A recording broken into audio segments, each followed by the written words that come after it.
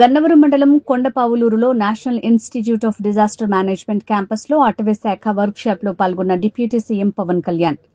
సమావేశం అనంతరం మీడియాతో మాట్లాడిన డిప్యూటీ సీఎం పవన్, హైదరాబాద్ నుంచి బెంగళూరు వెళ్తున్న కావేరీ ట్రావెల్స్ కి చెందిన ప్రైవేట్ బస్ కర్నూలు జిల్లా చిన్న టేకూరు వద్ద బైక్ ని ఢీకొని మంటలు చెలరేగడంతో బస్ దగ్ధమైంది. ఘోర అగ్ని ప్రమాదం తీవ్రంగా కలిచివేస్తోంది. ఈ ఘటనలో ఇప్పటికే 10 మందికి పైగా ప్రాణాలు కోల్పోవడం దురదృష్టకరం. మృతుల కుటుంబాలకు ప్రగాఢ సంతాపం తెలియజేస్తున్నాను.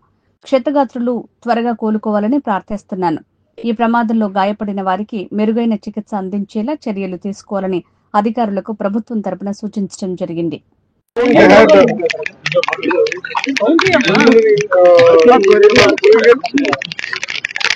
The conductor bus driver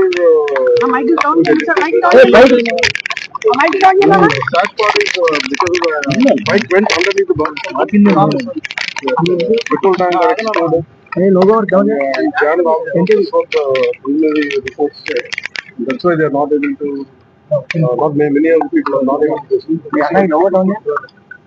Come out and then bike has been lost. It is very sad. I'm not sure. Suddenly, after times,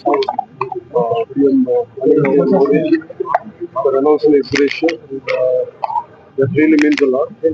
That no one is state of it. And also, I'd like to CBN Garu for coming.